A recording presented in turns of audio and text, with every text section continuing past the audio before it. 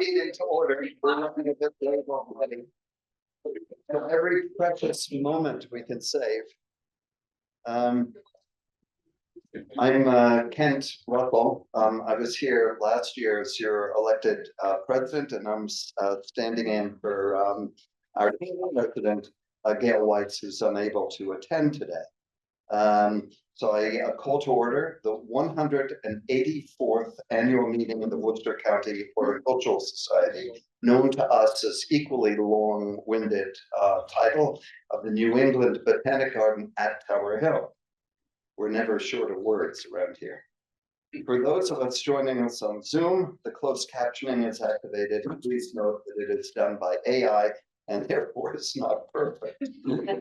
That's a scary disclaimer. Welcome to the garden.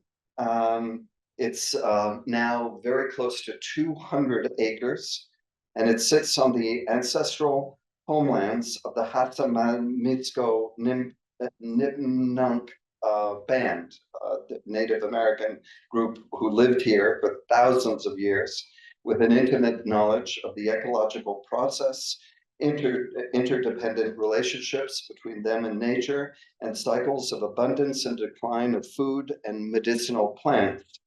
These continue to shape who we are as a people, collectively, socially, economically, politically. We know that we are only the present stewards of this special land. That could be somewhat dispiriting, but hopefully we're all living long lives. And we understand the importance of protecting and honoring its history and its people. Thank you for coming and joining us at the beautiful garden. And I would like to mention a couple of VIP or 3 VIP guests who are joining us this afternoon. April Stewart, a Boylston Town Administrator, Phil Singer, Boylston Select Board Vice Chairman, and David Marzo, Boylston Select Board Member. So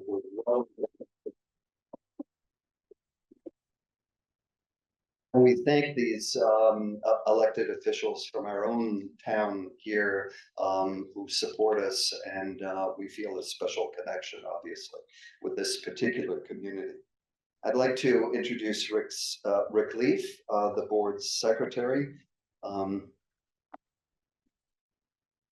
to read out his report.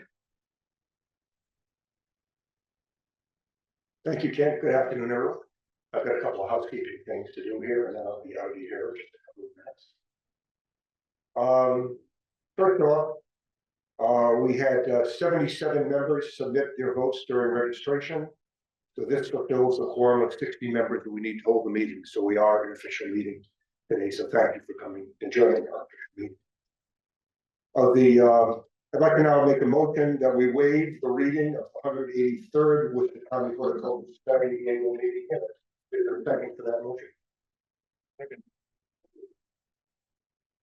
Of the submitted votes to waive the reading of the 183rd Worcester County Horticultural Society annual meeting minutes, there were 58 in favor, 0 opposed, and 19 abstentions. And so I'll read you a part. One other piece of housekeeping here. I now move that we approve the minutes of the 183rd Worcester County Horticultural Society annual meeting. Is there a second for that? Thank you. Of the submitted votes to approve the minutes of the 183rd Worcester County Horticultural annual meeting, there were 60 in favor, 0 opposed, and 17 abstentions. And so that motion carries also. Thank you for your attention. Back to Kim. Thank you. Now I call on Emily Wood, and she's on, I believe, on Zoom, right? To submit the treasurer's report, please.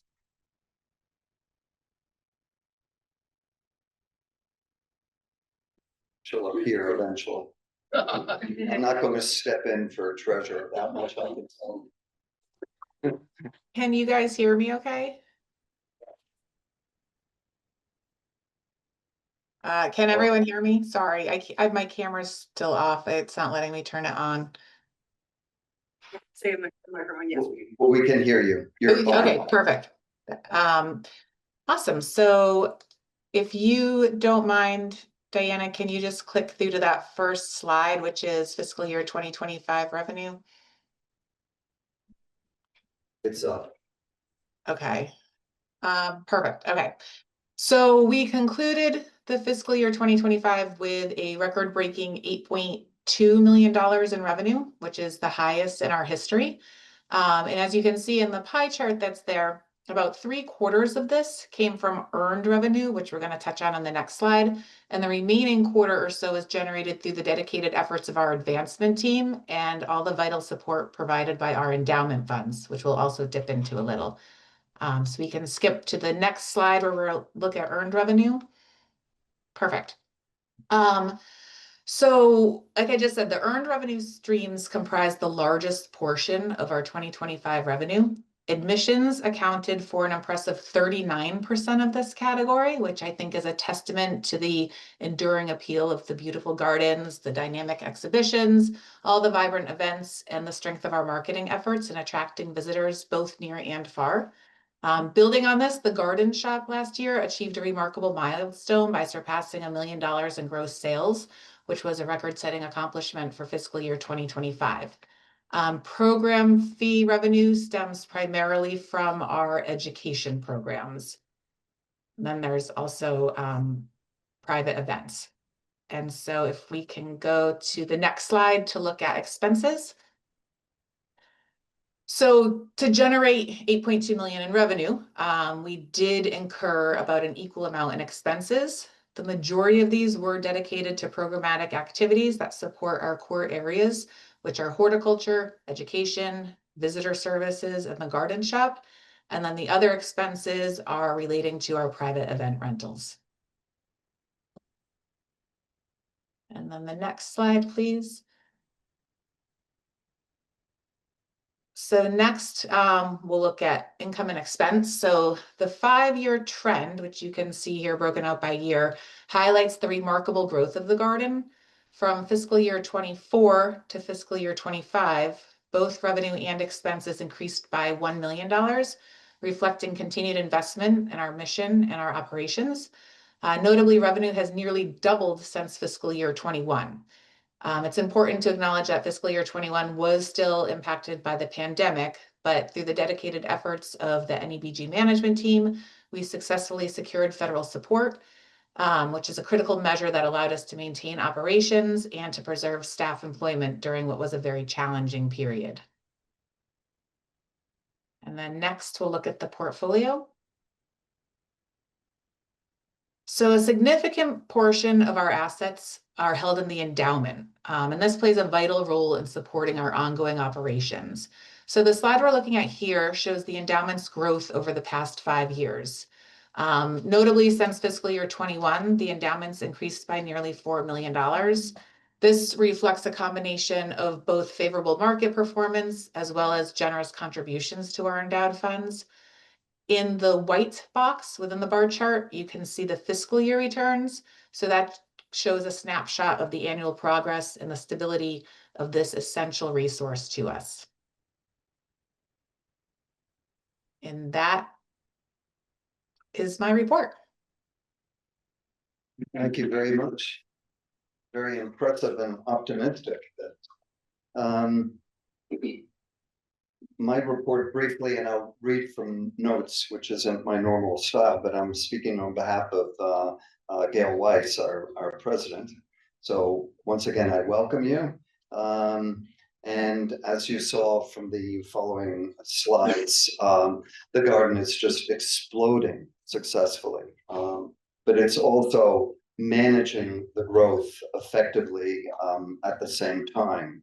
So we're in an extraordinary situation where, from having been a really regional organization, we're at the edge of becoming an important organization, even international. Coming up, you'll hear about our donor base is increasing in new ways. New supporters are recognizing us with planned gifts, and donors supporting access to our garden through a wonderful and rather typically fun program called Barbara's Bus Fund, which allows schools to come to the garden using support from this fund, which was established by Barbara Morse, a beloved trustee. And I had a pleasure of vice chairing a gala with her and working with Grace, and we had a great time. We really did. We have new talent on the staff, and to acknowledge the extraordinary stability of the staff. They're remaining here, they're growing within the garden, and they're attracting colleagues such as Steve Conaway, who is our new director of horticulture. And the what else has been happening? The governance committee has been working very hard in realigning our bylaws with current practice and legal requirements and existing conditions that we find ourselves in. And the extraordinary visitation numbers are, I'm involved with a number of nonprofits around here, and Tower Hill, with 250,000 visitors a year, is one of the top 7, I think, attractions in the Commonwealth of Massachusetts.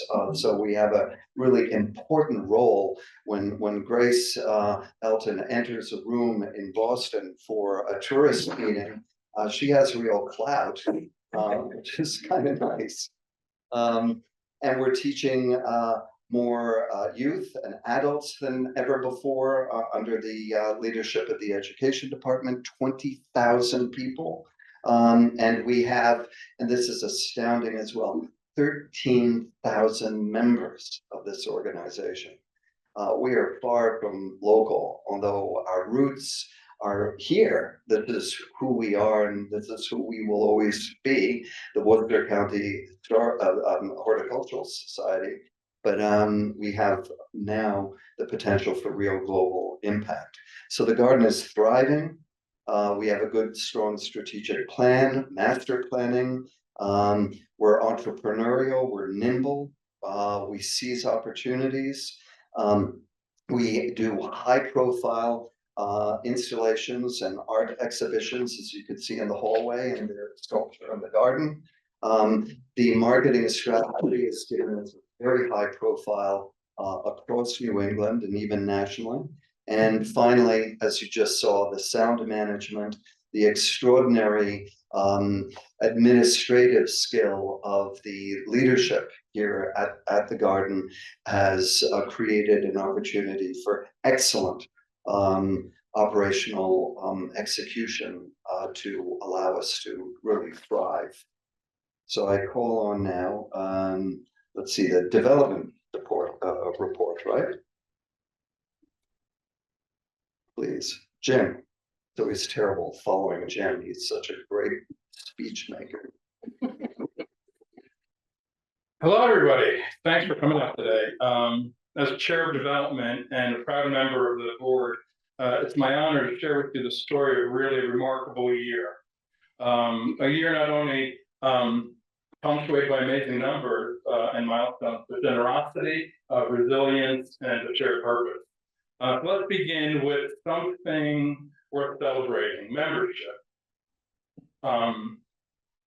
As Ken said, over the past year, we've had 951 new households join our community, bringing our total membership to 13,107. Obviously, that's an all-time high for this organization.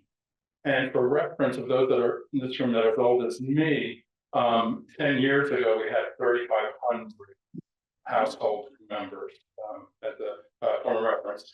So these members brought more than 90,000 visitors, which accounted for approximately 30%, 36% of our total visitation last year. So at a time when so many are seeking connection, beauty, and renewal, they come here to this place we all cherish. Next slide, please. So your membership generated support of $2.25 million in revenue, helping to keep the garden thriving and accessible. Beyond membership, we've raised $2.245 million in operating revenue an additional $1.1 million in support for capital improvements, endowment, and in-kind gifts from individuals, foundations, and corporations. So each of these numbers represents not only success, but trust. Trust in our mission, in our future, and in the role this garden plays in people's lives. Next slide, please. And there you can see where some of this money is going.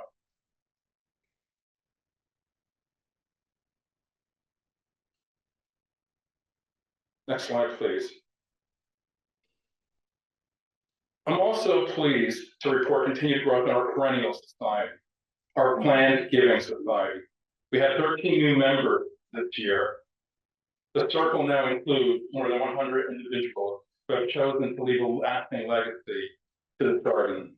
Their foresight is a powerful reminder that a garden, like any community, is built not just for today, but for generations to come. Of course, this year was not without challenges. A $250,000 federal grant was rescinded following expanding of the Institute of Museum and Library Services. But we stood firm. We fought back, and with the help of the Attorney General and like-minded institutions, we prevailed and won federal lawsuit. We, however,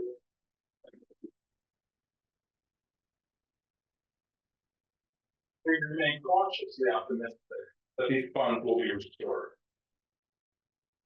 And for all of us, this should be a clear reminder that advocacy matters, and so does the strength of our conviction. None of this would have been possible without extraordinary leadership. I want to extend my deepest thanks to our CEO, Ray Felton, whose steady hand and visionary spirit have guided us forward. To our development team, led by Teresa Lee. Teresa, anyway, where you're hiding. Thank you, Teresa. And of course, the wonderful team. Your heartfelt appreciation, dedication, creativity, and tireless work are the heartbeat of the progress we've experienced at the garden. And of course, the entire staff, volunteers, and fellow board members, thank you for making this place come alive. And to you, our members, our supporters, you are the soul of this garden. You give more than money. You give meaning. So if you've ever walked these paths and you felt your shoulders drop a little bit, your breath slow a little bit, nothing that I've ever been accused of, your spirit lift, then you already know what this garden has to offer. It's more than a beautiful place. It's a refuge, a classroom, a sanctuary. So I personally ask you, if this garden has given you something, consider what you might give in return. Whether it's renewing your membership, making your first gift, increasing your support, or joining the perennial circle. Every act of your generosity sustains it. Because to this garden, it's more than just a donation. It's an act of hope. It says, yes, this beauty matters. This sanctuary matters. This future matters. Your gift plants more than a flower. It plants a promise. And in the end, we're all gardeners here. The seeds we plant today, through care, commitment, and love, grow to something lasting, something breathtaking, something that gives back for years to come. So thank you for your belief, for your generosity, and for all that we will grow together. Okay.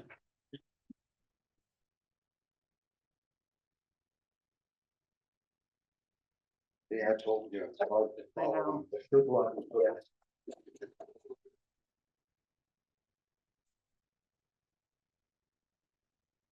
Okay, I'm supposed to advance my own slides. Let's see if I can make it work. Where do I point it?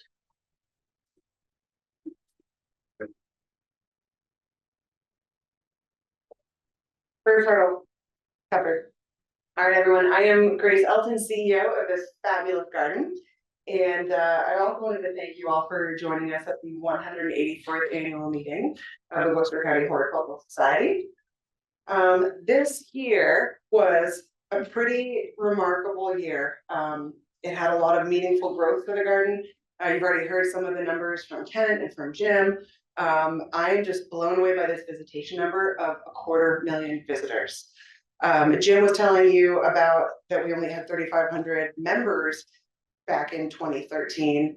We only had 63,000 visitors back in 2013. So we've almost quadrupled our visitation in a little over a decade. It's just outstanding. You can see some of the other stats here. I'm very, very proud of our education program attendance growing so much.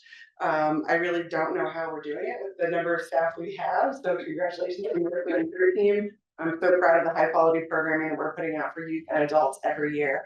And a lot of that is because of community partners as well. We have so many groups coming to the garden, and I'm so proud of all the new people that we're introducing to horticulture.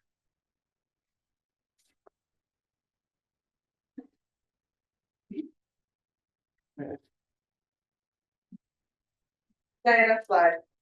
Did I like turn it off? Hey, right. All right. So having successfully completed phase 1 of our new master plan back in 2023, the board worked with me to think about what's next. Instead of diving right into phase 2 of the master plan, we wanted to focus on our current infrastructure and buildings. And I'm very proud that over the last year, we have done work both indoors and out. So you see some photos here of the renovations of Classroom C, which is now dedicated completely to our youth education programs. That's the basement, a classroom downstairs. And then also the reservoir room, which is now a beautiful room that has a gorgeous view of the Worcester Reservoir out to the west. This was our former theater. So my dream was to break through the wall and have a whole wall of windows. There were some structural reasons why I couldn't break through the whole wall, but they gave me many, many windows. So you still have an amazing view of the reservoir, and this room is booked all the time. Both of these rooms have really helped us increase our capacity, and they were funded by a private foundation in Boston. So we were so proud to be bringing money from Boston, bringing attention, and really inspiring that Boston Foundation to invest in Central Massachusetts. So another part of the funding, yeah, you can advance. Thank you, Diana. Was to renovate our winter garden. So I hope you all will be able to stay and enjoy the beer garden after the meeting today, and you can go take a look at some of the new renovations in the winter garden, the photos on the right. And this was, you know, our beautiful winter garden had brick and bluestone as the surface, but through the freeze-thaw series of the last couple decades, we had a lot of broken and heaving bluestone, trip hazards. It really wasn't. So we were able to lay a concrete base, relay concrete pavers that look like stone. I was very proud that someone asked me, well, what kind of stone is this? It's actually concrete. It's just dyed in a really pretty way. And now we have a completely universally designed garden that all visitors can enjoy. We also took the opportunity to upgrade electrical and irrigation systems, always very important. Having a lot of lighting because it's a garden that we're now using more and more after hours. Also, the Nadeau Garden of Inspiration is the one down on the left. We replaced the stone dust paths with concrete paths. So again, we're trying to make everything here universally designed so every visitor can experience our garden in the same way. Coming up, we'll be doing similar improvements to the court and to the lawn garden. And all of these projects that I just mentioned that have already happened and that will be happening, that was about a $4 million investment. We're very close to raising the final funds to be able to finish the court and lawn garden, hopefully in the spring. Next slide. This was also a great year of professional growth for the staff. We were so proud to co-host the annual meeting of the American Public Gardens Association. A lot of our colleagues are actually in the audience here. They partnered with us. They were on the committees to plan the conference. It was such a successful conference. It had over 1,000 attendees, which is the highest to date for the American Public Garden Association. I think a large part of that is because we had so much to offer. We had lots and lots of field trips to all the amazing public and private gardens in the region. Gitu, our marketing director, led up the marketing committee and really tried to attract a lot of regional and national attention to the conference. We had staff that presented at the conference. We had staff that volunteered in many different ways. And in some cases, this was the first time that some of our staff had ever been to an event like this. And I go every year and I come back so inspired by my colleagues and so proud of what we're doing here and the stories I get to tell about this amazing garden, that it was just wonderful for me to be able to give my staff that opportunity. We had a couple dozen of our staff that were able to participate in some way. Next slide. And the best part was probably the party that we threw for our colleagues. So as part of the conference, we're gardeners. We like to visit each other's gardens. This conference moves around the country, and we hosted about 600 of our colleagues here at the garden. And we were able to show off our beautiful gardens, our improvements, the ramble, all of the new work that we've just invested in our phase 1 master plan. And the event team did an amazing job planning the party to show off our great gardens. And also our wonderful catering partner, Pepper's Artful Events, really wanted to help us show off. And they were a significant sponsor of the event and gave a lot of the food and beverage gratis. So we were very, very pleased to partner with them. Next slide. Last year at the annual meeting, I teased that something big was coming up. So now we can, you've hopefully seen the press releases. We were able to finally announce it just after the annual meeting last July. But we've partnered with 2 organizations. The Botanic Gardens Conservation International is an international group that brings together botanic gardens that are doing conservation work around the world. They're based in London, but they were looking for a home office for their US operations. So they moved their headquarters here, our garden. And the same thing happened with the Ecological Landscape Alliance. They are an organization that focuses on more ecological landscaping for practitioners. So individuals are members, and many of our horticulture staff have been involved for many years in this organization. And they have also moved their headquarters to our garden. So this is just wonderful. It's a testament to the strength of our strategic plan, the innovation of our trustees, and really a lot of the things that Kent was talking about earlier, just how our reputation is growing and growing. We're attracting international attention, all centered around conservation, sustainability, and it's something that we really as a region should be proud of. Now, this organization, or part of them moving their headquarters here, was that they were both looking for leadership. He couldn't be here because he's actually running a conference for one of these other organizations right now, but Mark Richardson, who was our former director of horticulture, has stepped in as the executive director of both organizations while remaining an employee of our garden. I don't think he sleeps because he's a very, very busy job. But they've reported that just in the last year, they've really seen great improvements in both of their organizations, and they're just so thankful for the leadership that we're now providing. Maybe one of the most proud things that I am most proud of this year is the award that we received from Safe Homes, which is a program of Open Sky that supports LGBTQIA youth. We received the Social Justice Advocacy and Awareness Award. And this was mostly because of our Project Bloom, which is a youth program where we bring different youth groups, Safe Homes being one of them. They come to the garden, they learn all about nature, they do activities, they take lessons, they do nature walks and those kind of things. We really tailor it to each organization and what their needs are. And but they also told us it was for our intentional and ongoing efforts to create a space that's welcoming and affirming for all. We say this garden is a garden for all, and we really mean it. We want everyone to feel welcome and to feel a part of this place. It is for you. It was also a really meaningful award because we didn't ask for it. We didn't even know we were nominated for it. We weren't seeking recognition for this work that is now one of our core values. But we realized that when you really try to create a space of belonging, when people feel safe and seen and celebrated, we really change lives. That's what these people have told us. So we're very, very, very proud of this. I'm so proud of our staff and our board for their commitment to welcoming everyone to this garden. Next slide, please.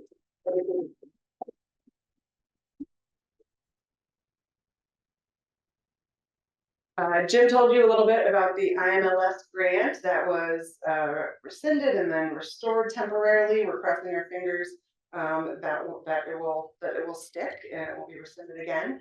But I wanted to tell you about what that award is and what it meant. So this is the Institute of Museum and Library Services is an independent government agency that does support for libraries and museums of all different types all over the country. Every state benefits from this.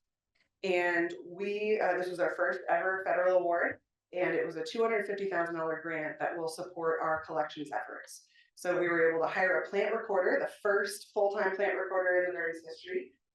They're working with a database called IrisBG, where we maintain all of the records for every single plant in this garden, where it's from, when we planted it, any kind of notable characteristics. We can talk about the parentage. We record what kind of pruning we've done to it. Just all, if we move it, if we divide it, if we share it with another garden, all of that is recorded.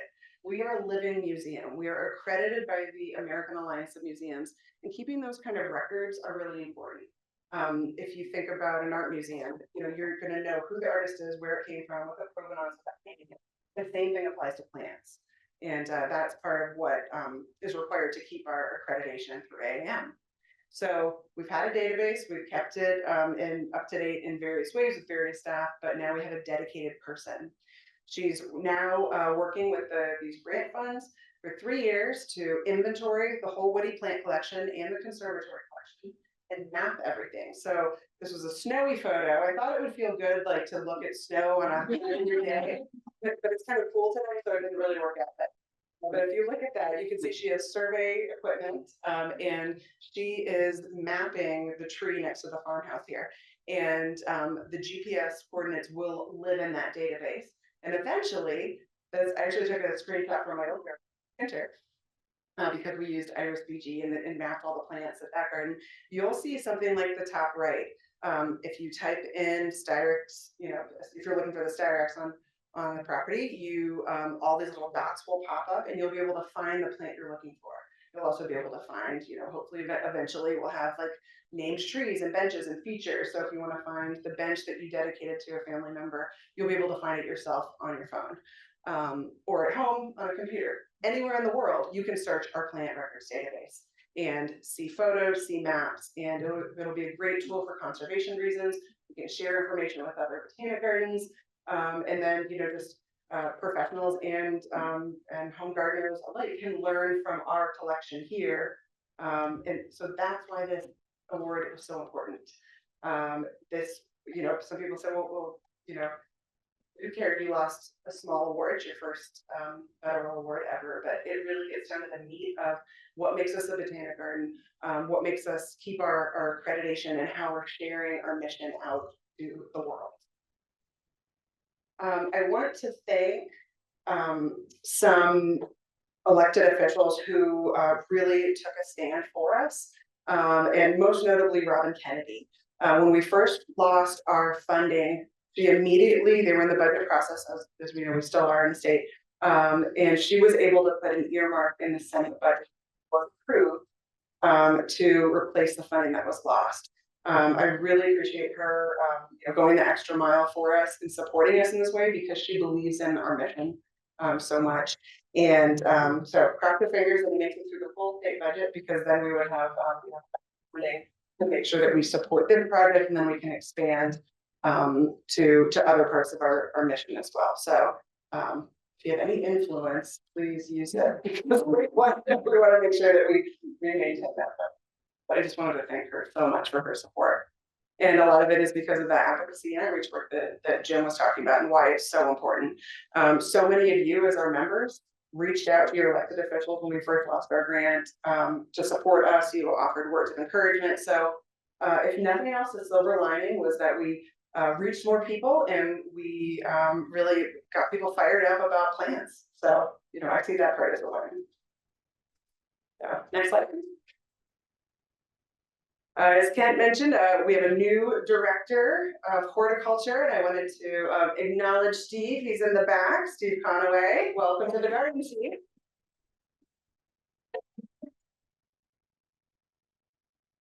So a little bit about him. I'm sure he doesn't want me to talk about him, but we're going to. Anyway, Steve. So before coming to the garden just this last December, he's the associate director of horticulture at Wave Hill, which is a public display garden in the Bronx. And he's also served as conservation and outreach director with the Greenwich Land Trust in Greenwich, Connecticut. He has a PhD in plant pathology from Penn State, where he focused his research on the control of invasive plants using biological control. And he has experience in horticulture, plant science, and ecology. So it really was such a perfect fit for our diversity of formal gardens, conservation land, you know, problems with plant pests and diseases. We were like, this is great. He's kind of the full package of what this garden needs. So really excited to have you on board, Steve. Okay, next slide. Now I want to acknowledge my full senior staff. I know that they don't usually like having the limelight on them either. It seems head shaking too. The real strength of this garden is the creative people who work here. And I take great pride in leading such a talented team. Together, we build a high-performing leadership culture marked by mutual learning, strong mentorship, and shared accountability. So if all the senior staff in the room could stand, embarrassed as we lead.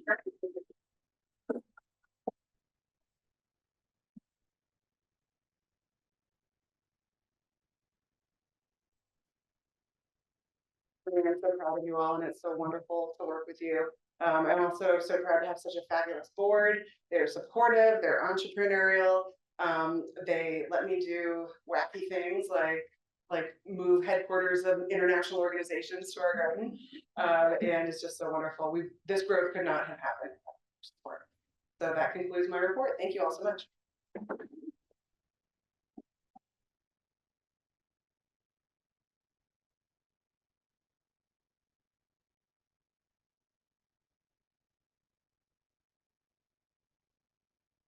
Call on our governance report, Catherine Cullen.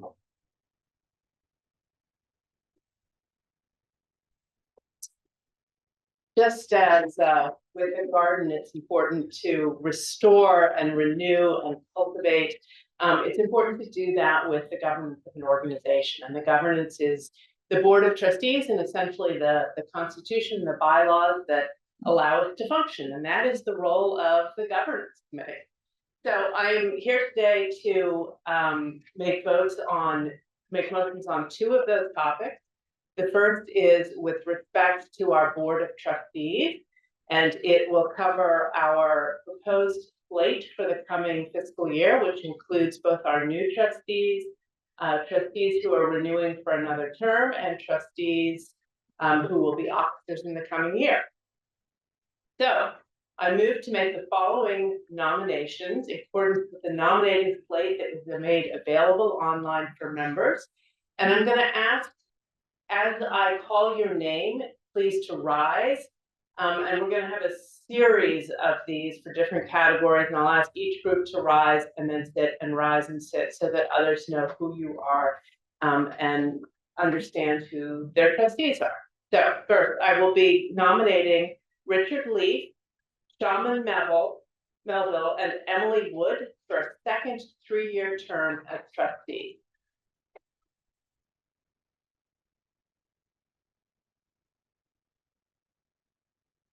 We have a lot of these, so applause is lovely, but I'll ask you to hold the remaining applause till I get to the end. I'll give you a signal. I nominate Jeannie Connolly, Joe Hidaka, Ellen Hornig, Andrea Matai, Gail Radcliffe, and Priya Badia. If any of you are here, would you please stand for their first 3-year term as trustee? Thank you. I nominate Mike McNowski and Kenta Russell for a one-year term in order to continue serving as officers. I nominate the following individuals as officers of the society. President Gail Weiss, Treasurer Emily Wood, Assistant Treasurer Michael McNowski, Secretary Richard Leaf, and Vice Presidents, and if any of the Vice Presidents are here, will you stand too, please? Ashlyn Donahue, James Caradimo, Kent Russell, and myself. I nominate the following individual to a second 3-year term on the Governance Committee, Shaman Melville. And I nominate the following individuals to a special 1-year term on the Governance Committee, Samantha McDonald, down here, and Kent Russell. Okay. Now we can have a round of applause.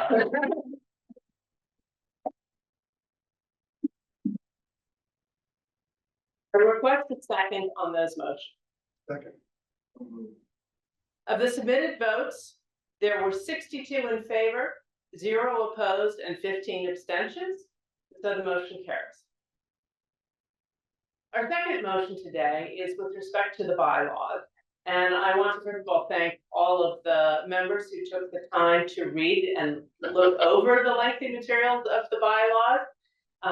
That is greatly appreciated. They are not as interesting to some people as all of the other wonders of the garden, but they are really important. And I want to just take a minute to talk about that process. The work on thinking about bylaws is something that is a constant and really important part of the governance of any organization. It's critically important that we have effective bylaws to allow the board to function, to allow us to do our fiduciary oversight, and to allow us to have a healthy, strategic, and generative partnership with the executive director and with the management of the organization. And so in going through the bylaws, this was actually a 2-year process that included detailed review of every provision, and we were looking for places where in looking at the bylaws they had revealed to have ambiguities or gray areas or areas that were confusing that we could streamline, things that didn't function as effectively as we'd hoped. And of course, it's always important to stay abreast of changing law and changing best practices in governance. So we had a 2-year process. The governance committee formed a subcommittee that met every couple of weeks through that 2 years. And the governance committee was involved and approved it. It was reviewed by outside counsel, and ultimately it was recommended by the full board of trustees for your approval today. So with that, I would like to move to accept the recommendation of the board of trustees of the Worcester County Horticultural Society to amend the society's bylaws as detailed in the documents distributed ahead of the meeting digitally and on our website. Can I have a second? Second. Of the submitted votes, there were 61 in favor, 0 opposed, and 16 abstentions. And so the motion carries. At this point, I would like to invite our new trustees, if you would be willing to come forward for a photograph. Thank you. And congratulations to you. Welcome aboard.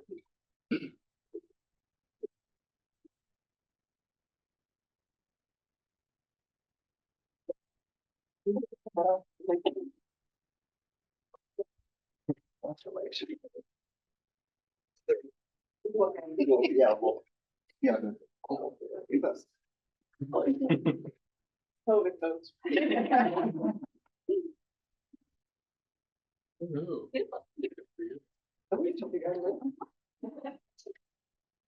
That was right?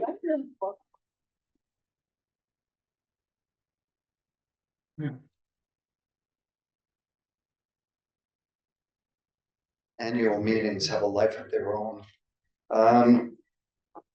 I'd like now to express gratitude to our retiring trustees, Pat Bigelow, Curtis Falzoy, Abraham Haddad, Abe as we know him, Tom Halpin, Matt Mattis, Lisa McDonough, Dennis Murphy, and their years of dedication to the Worcester County Historical Society, and a wish that they remain closely allied and supporting us into the future. I invite them to come forward to receive massive gifts and crowns.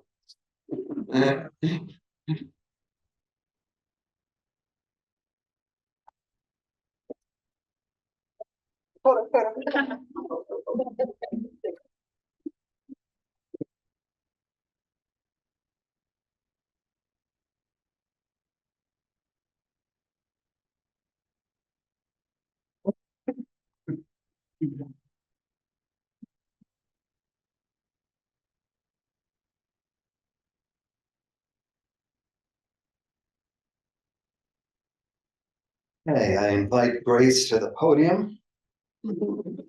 Oh, I just saw something that actually I didn't read. Surprise. Okay, hold on to this. I'll let you know when to open it. I'll flip to my script. So this is a tribute to Ken. He didn't know we were doing this. So I would love to thank Ken for his time serving with our president. He had to cut his time short to help out another nonprofit because he has amazing leadership skills and he's very sought after. So I feel lucky to have his guidance for 1.5 years as our president. Really having served as executive director of multiple museums and giving board service for multiple nonprofits, I had the best of both worlds in someone who knew how to run an organization and then also knew the governance side. So when I would bring him crazy ideas, he'd say, okay, so how can we actually make it work? I share your enthusiasm. This is how the board will react. It was a wonderful sounding board for me. And we really had a lot of fun. Yeah, we did. So in recognition of his service, now you may open your package. Kent, we are giving him a little piece of the garden. And this is a bowl made of apple wood from our orchard.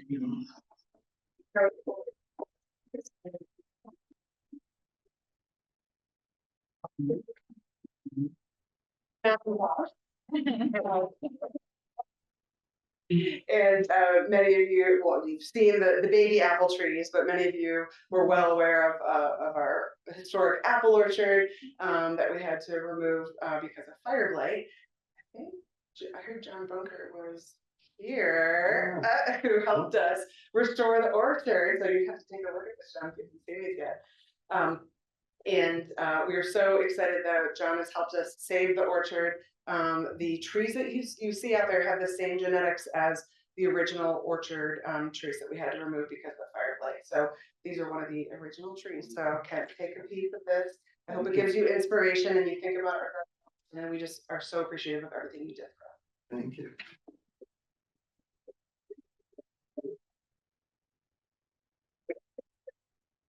So much. The orchard had special meaning to me, and the fact that it's a Macintosh. My father was a intergenerational New Yorker, Manhattanite, and he'd come and visit us in central Massachusetts, famous for its apples. We'd go to an orchard, and he'd poo-hoo it. He'd say, "The only apple is a Macintosh."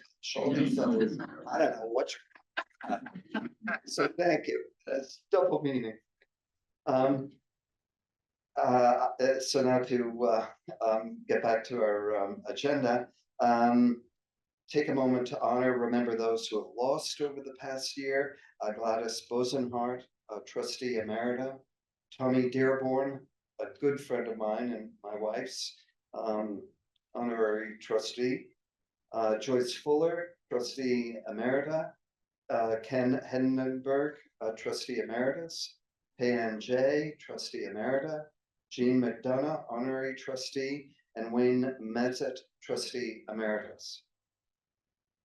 And so we move to the next slide to welcome D2, where you're, yep. Director of Marketing, Communications here at the Garden. She's extraordinary, as you know. All the press that goes out and anything that's printed is her fault. So she'll be doing various awards, the community greening, the Cary Awards, etc. Thanks. Thank you, Kent, for that kind introduction. Hello, everyone. My name is Geeta Jain. As Ken mentioned, I'm the Director of Marketing and Communications here. And it's my honor to announce the Community Greening Award. So we will also have volunteer awards that Marissa will be presenting right after me.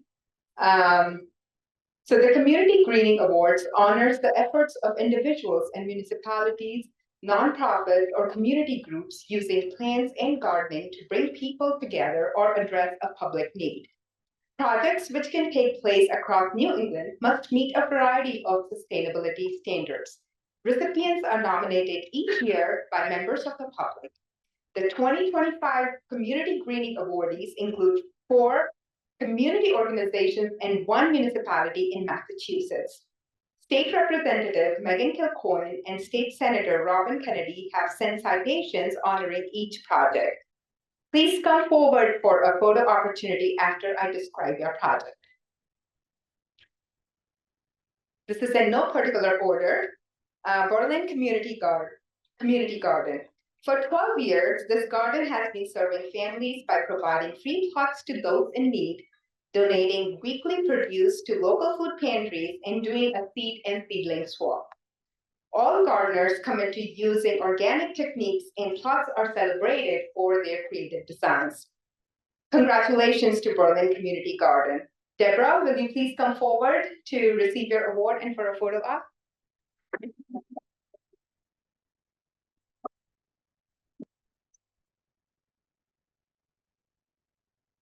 Accompanying you today? Yes, please bring them. Yeah. Michelle, please move forward.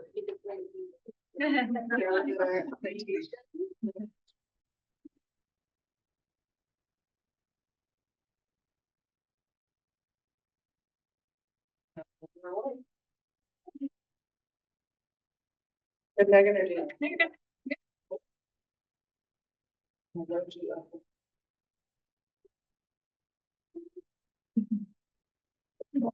Congratulations.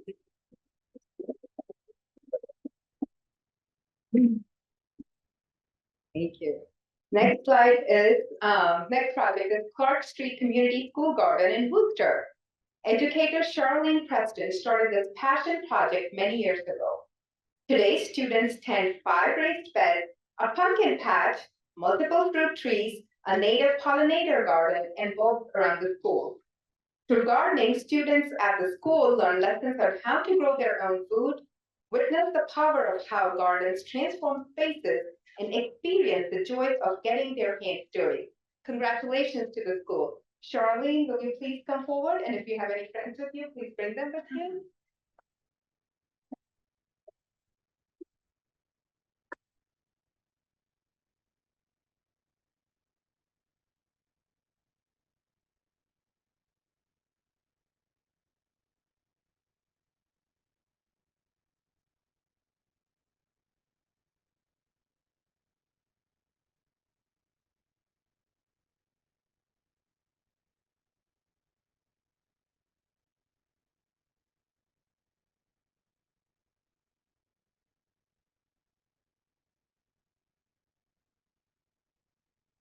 Next, gardening the community in Springfield. It empowers youth to be leaders in their communities by addressing hunger in neighborhoods with limited access to fresh produce. Youth learn and practice methods of sustainable urban agriculture by growing fruits and vegetables in vacant lots in the city and then selling that produce at the organization's farm store where they accept SNAP and HIP.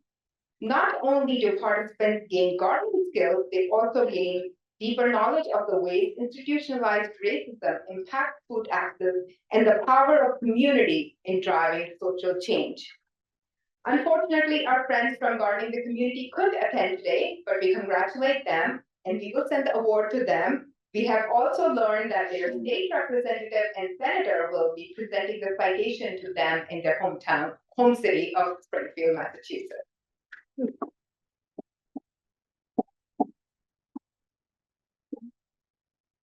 Started in 2020 in response to the growing problem of food insecurity exacerbated by the COVID-19 pandemic, the Pine Hill Meadow Garden collaborates with nonprofit organizations and food pantries in the Worcester area to distribute fresh, healthy food. They pride themselves on growing crops that are culturally relevant to the region's diverse communities.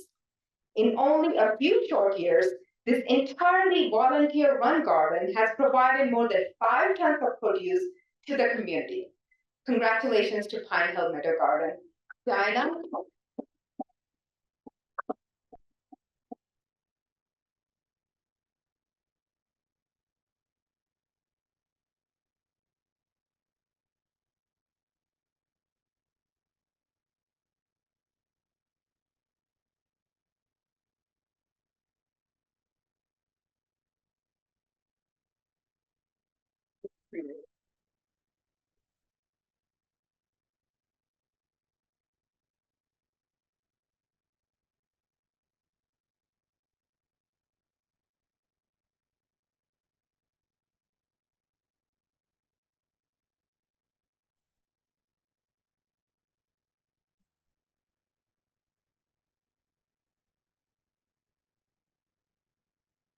We have a municipality. In 2024, the town of Oxford's pollinator team led a multifaceted campaign to create a pollinator habitat and build awareness about the benefits of native plants. In addition to their pollinator-focused work, the town, through the Department of Public Works, also constructs rain gardens on municipal properties, supports residents with a rain barrel program, and runs campaigns to educate the community about stormwater pollution. Congratulations to the town. I know we have a big team from the town here, so please come forward.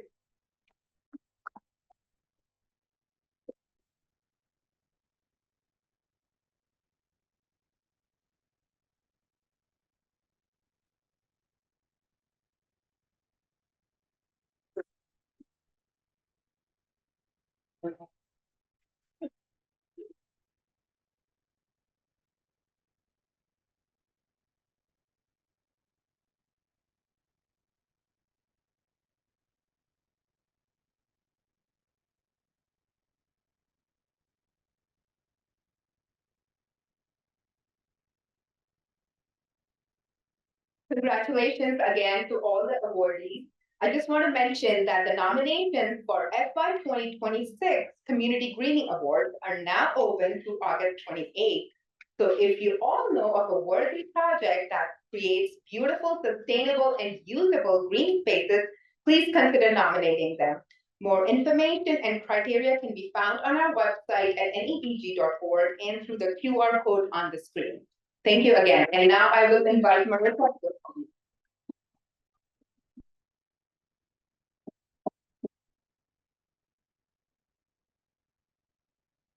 Good afternoon, everyone. My name is Marissa Gallant, and I'm the Director of Education here at New England Botanic Garden.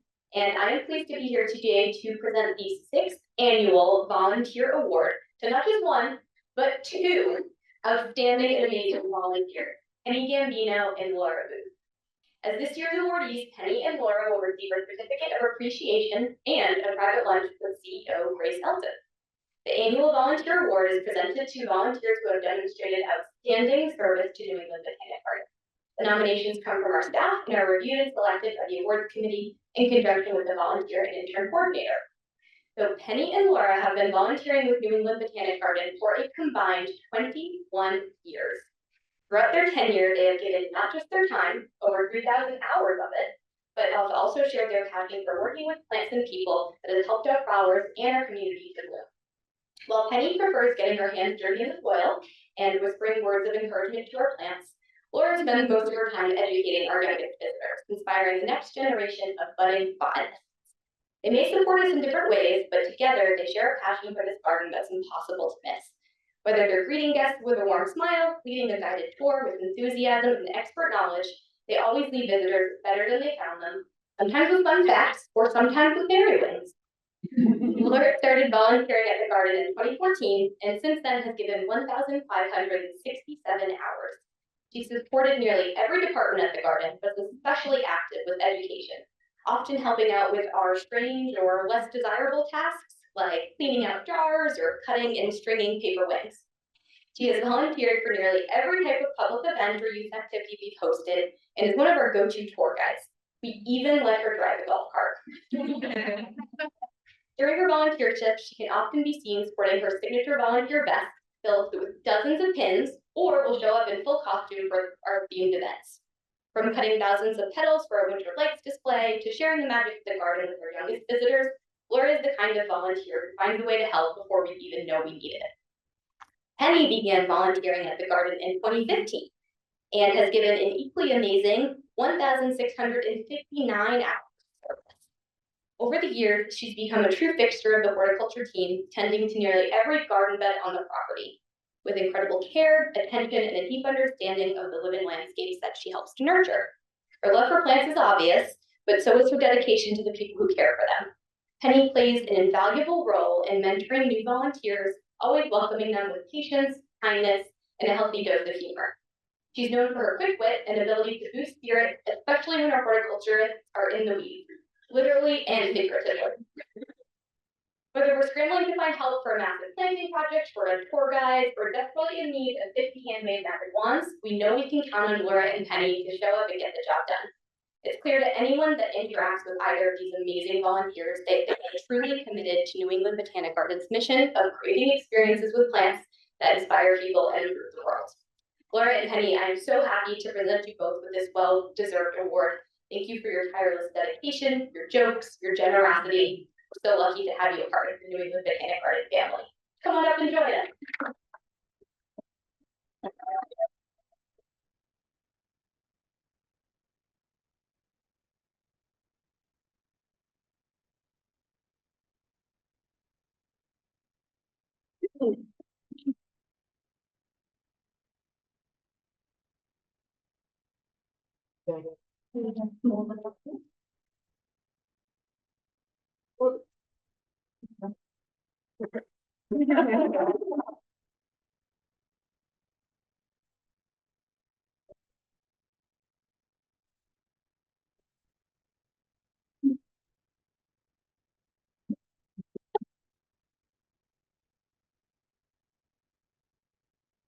We're done with the end. The second award that I'm here to present today is also a volunteer award. This is our Distinguished Service Award to another amazing volunteer, Bill O'Toole. As an awardee, Bill will receive a certificate of appreciation and will be honored with the addition of his name to the Distinguished Service Award for Volunteer plaque in the lobby of our Goddard Education Center. This award recognizes volunteers who have contributed at least 10 years, or 2,000 hours of service. So a little bit about Bill. He began volunteering at the garden in 2010, and since then he has dedicated an impressive 2,104 hours and counting to our mission of connecting people and plants. Over the years, he has become one of those legendary horticulture volunteers who has done just about everything, from pruning in the orchard to seasonal cleanups, seed planting, weeding, label sorting, special events preparation, and more. Bill is someone the team can rely on to treat the garden's living plant collections with care. His contributions have been invaluable to the garden's growing success, and more importantly, he doesn't shy away from a good lighting session. Bill often spends his fall helping the team set up for our annual winter lights event. A true nightlights expert, he's tested lights, untangled them, strung them up, taken them down, and patiently dealt with his fair share of half-lit strands. His behind-the-scenes magic helps the garden not only grow, but glow as well. There's no task that's too big, too small, or too tedious. Bill is a true weeding expert, but his talents don't stop there. From mulching to raking, he's completed every horticulture task imaginable, and often makes it look easy. Bill is a garden ambassador in every sense, and is known for his work ethic, dedication, and reliability. Bill, thank you for every weed you've pulled, every seed you've planted, every light you've strung, and every moment you've given to this garden. We're so grateful for your time, your care, and your support. The garden wouldn't be the same without you. Come on up and join us.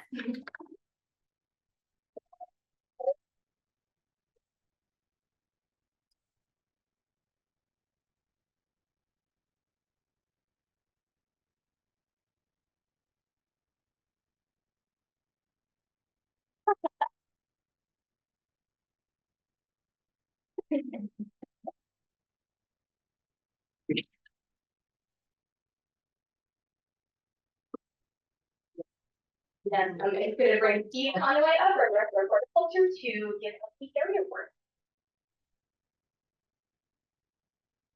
Thank you so much. This is an absolute pleasure for me. Mike. My first day, sorry.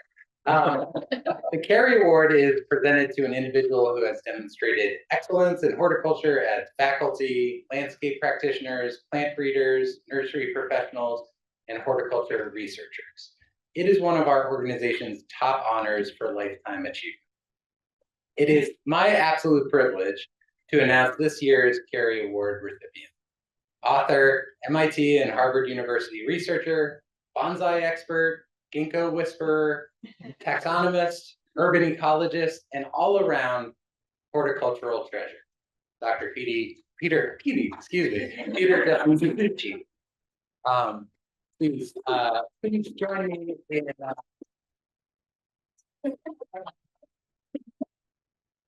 with over 50 years of experience in the field, including 35 years at Arnold Arboretum, Dr. Del Tredici's expansive research and ability to enthusiastically communicate his work to the broader community really embodies the spirit of this award. His knowledge and incredible expertise is enlightening, but his generosity in sharing it is truly inspiring. Please join me in congratulating Peter.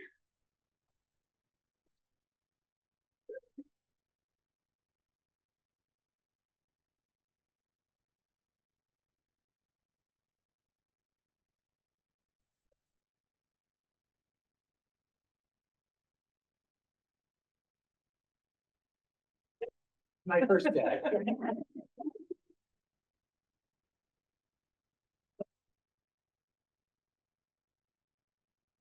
Speaking of his generosity and sharing his knowledge, please stay after the awards for a special presentation, Rejuvenation and Resilience in Trees and Shrubs.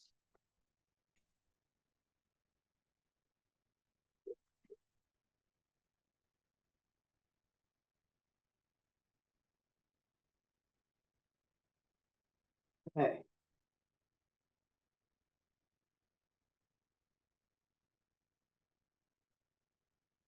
So we're on honorary trustee awards. This year, Board of Trustees is conferring the title honorary trustee to Brian Voigt posthumously.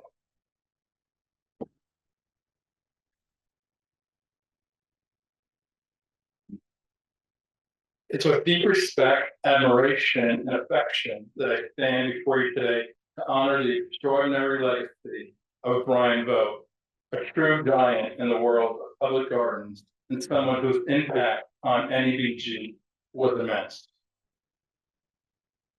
Brian was CEO of the Denver Botanic Garden for nearly 2 decades.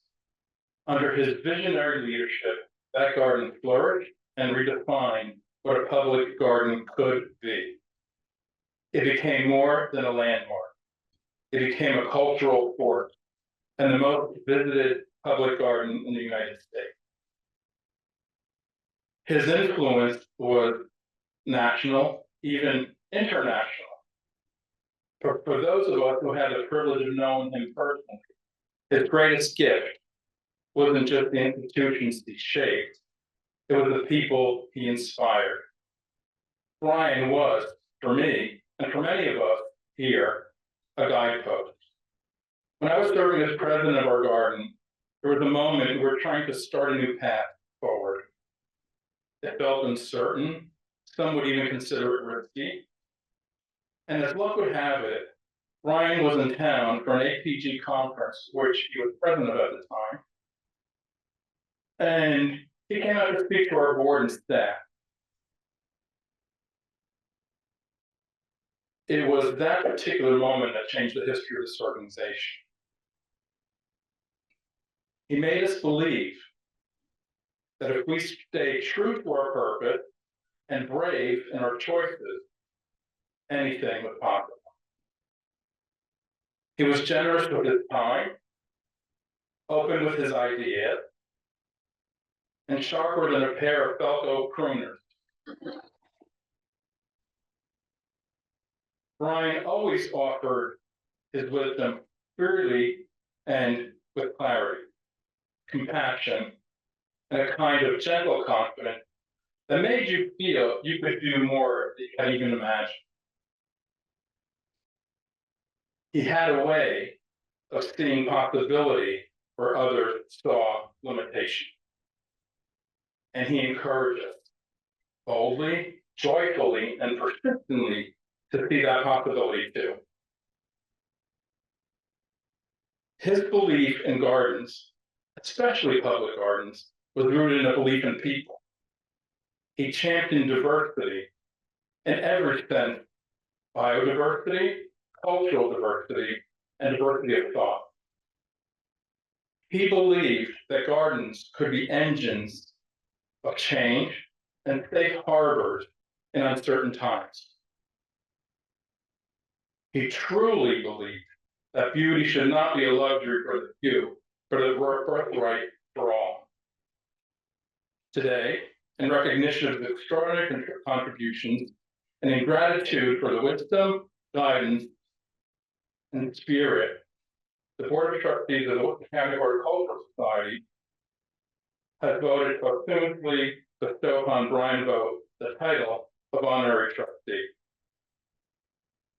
Brian's legacy lives here in the path we've cleared, the risks we've taken, the relationships we've cultivated, and the beauty we offer to the public every day. Brian.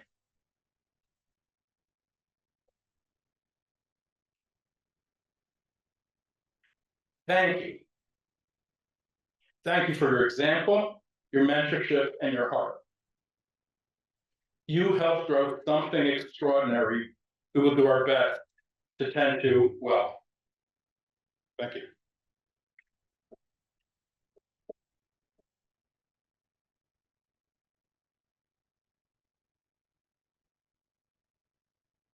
One from Denver Botanic Garden. Hi there, everyone. I suppose this is my moment. Thank you so much. My name is Maylin Plummer. I'm the director of the IDEA Center for Public Gardens. And this was an initiative that was inspired and sparked by Brian himself. And I could not have been more honored to take that position, to which he said on my first day, "Sky's the limit, Maylin. Take it as far as you want it. It's all yours." And I remember thinking, who does that? But gosh, it was just such a privilege. And he was truly a most remarkable leader. This is such a gracious and honorable award, and I just am honored to accept it on his behalf. He left us much too soon, but my goodness, did he leave such an incredible imprint, but also charge for us all. He had such a way with people, and he made all of us believe that we could dream and those dreams could happen. He planted all those seeds of possibility everywhere he went, to be and to do better, with a very big toothy smile, so much love and confidence in whoever he was talking to. He believed there was no person that I've talked to didn't feel like they could just do anything after that he spoke with them. But he was also very much focused on action. That was the second thing he told me on my first day is, "I'm an action junkie, Maylin." So I knew from at that point we were going to get along great, because we were both just so inspired by this work and truly believed in the change that gardens could foster. He truly believed that gardens could help change the world, and that not only that, they could be ascendant places. He was an ascendant leader, and he elevated us all to some higher standard. And even though there were many around him, his dear friends and politicians in the area, in the Colorado area, in Denver, who pushed him to be governor, to run for governor, I remember him telling me, "I feel like I have more impact here at this garden." And I truly believe he made that come true. And you all are a part of that. So thank you so much. And the last thing I think it's important to say is that he always had like the best thing to say in these uncertain and kind of crazy times. He had a way of speaking to our hearts. And what I just feel compelled to share is, I think he really thrived in uncertainty. I really do believe he loved the adventure of it all. And so in that spirit, I think that's the best way to move forward, is to look at this as opportunity and adventure, and to experience that with all the joy and the celebration that we have in our hearts. Thank you so much.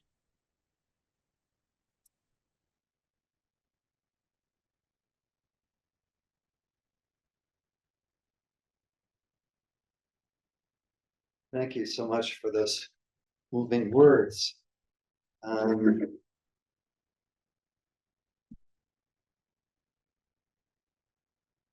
So are we on the, okay, Rick Campbell, thank you.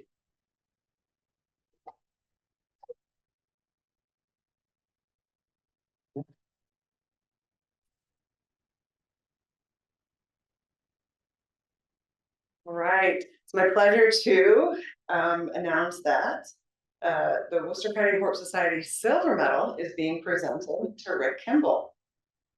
Now, this medal is presented to a person or affiliate who has demonstrated exceptional service to the Worcester County Horticultural Society over many years. This is the Society's highest honor. According to our records, Rick has been volunteering at the garden since 1993. What was even here in 1993? In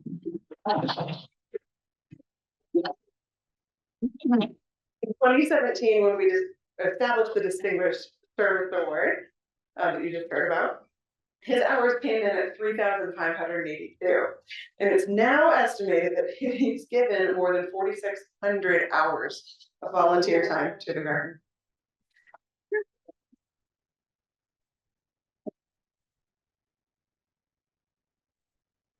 Volunteered almost everywhere, in every capacity.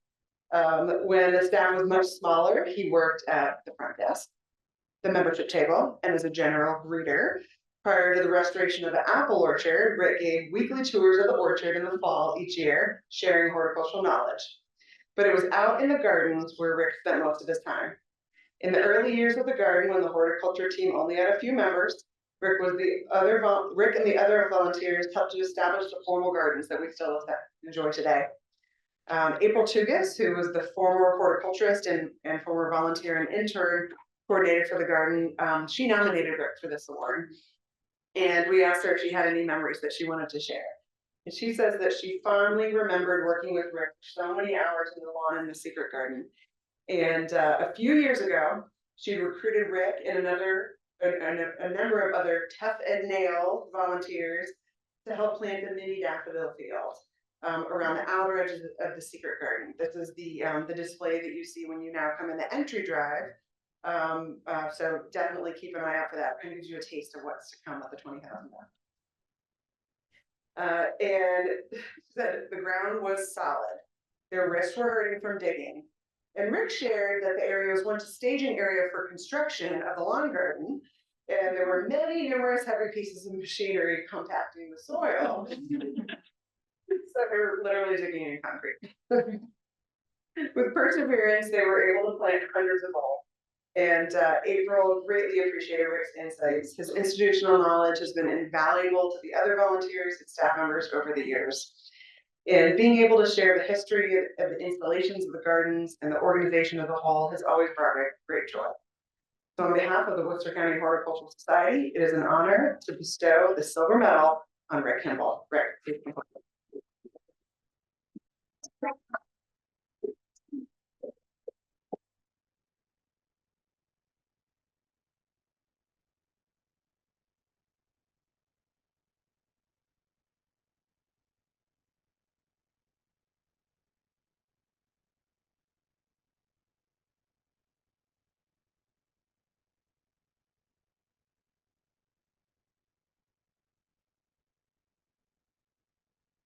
Thank you for all your patience going through these things, but there were extraordinary awards, and it's such a privilege to celebrate the family that we are, because a garden of this size and importance only thrives because of everything that you do and we all do collectively. So thank you once again.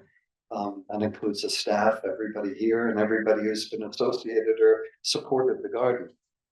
So it's one of those great moments, but we're not over yet. But do I have a motion to adjourn the 184th annual meeting of the Worcester Horticultural Society? Okay, all in favor? Aye. Okay, so now we can be informal. Well, Rick, 1993 isn't bad, but how about trying 1988? When Joanne Vieira joined the Worcester County Horticultural Society. It's my pleasure to invite Joanne up to introduce our speaker, but to introduce her very briefly. 1988, she joined our garden here. The bones of it are hers and others, but extraordinary work in designing what has become our landscaped areas of the garden. She is currently the Director of Horticulture, Trustees of Reservation. For those of you who don't know the Trustees of Reservation, that's just as well. It's a secret organization. So,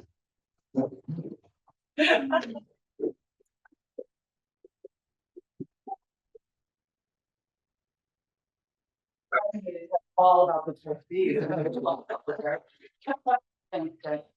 No, actually, but before I get to the task at hand, just introducing my good friend Peter, I just wanted to say it's so fun to see these volunteers acknowledged in this way. I know the heart and soul that they pour into the garden. Most of them were here while I was still digging the dirt, and they meant the world to us, and I know they mean the world to the staff here and to the organization itself. So congratulations to all of you, fabulous. And special congratulations to Peter for getting the Cary Award. It's only the second time the Cary Award in its new iteration has been given to a human being. So I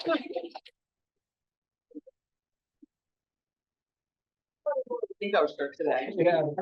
Maybe have to pass the plant. It is truly a pleasure and an honor for me to introduce our speaker today. He is someone I've had the privilege of knowing actually as a friend and a colleague since I think it was 1997. We probably knew each other before then, but that's when Peter started serving on the Cary Award selection committee. And so it's been a very long time that we've known one another. We would gather in with some of our colleagues who are here today. Dave Farnett is also one of our original Cary Award selection committee members. And we would gather in this farmhouse meeting room and talk plants. And we were talking plants with the region's most knowledgeable and famous horticultural minds. Peter, of course, one of them. It was really fabulous times. So really, it's especially fitting that he gets the Cary Award, that he got the Cary Award today. As witnessed in those meetings, Peter's deep knowledge of woody plants is matched only by his passion for sharing that information. His journey in the plant world began with a BA in zoology at UC Berkeley and was followed by a PhD in biology from Boston University.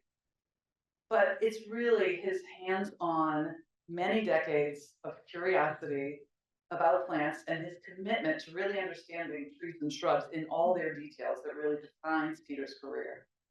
I think many of you probably know Peter from his many years at the Arnold Arboretum and with Harvard University. He served a remarkable array of positions for that institution over 35 years. And actually, when you combine that with the time that he spent at Harvard Forest in Petersham, it's over 50 years of service. So he is well known, not only here in Massachusetts, not only to the people who love the Arnold Arboretum, but he is nationally and internationally known. During the time that he served at the Arnold Arboretum, he wore many hats. He started out as a research technician at Harvard Forest, as I mentioned. He was the plant propagator at the Arnold Arboretum. He was the curator of the bonsai collection. He was the editor of Arnoldia, he was the director of living collections, and finally, in his last iteration there, as a permanent full-time staff member, he was a senior research scientist. He still is at the Arnold Arboretum. He toured us around with the American Public Garden Association last summer when we were all together, and he is so incredibly knowledgeable about the collections there and about plants in general. During the time that he was with the Arnold Arboretum, he traveled extensively to East Asia and collected seeds and studied the ecosystem in China, Japan, Korea. And the fruits of his labor, literally, the trees and shrubs that were grown from the seeds that he collected, are scattered around the world in public gardens and in private gardens as well. It really has had a tremendous impact on horticulture throughout the world. He also brings his field experience into the classroom, shaping future generations of landscape architects and urban planners as an associate professor at the Harvard Graduate School of Design and through his teachings at MIT.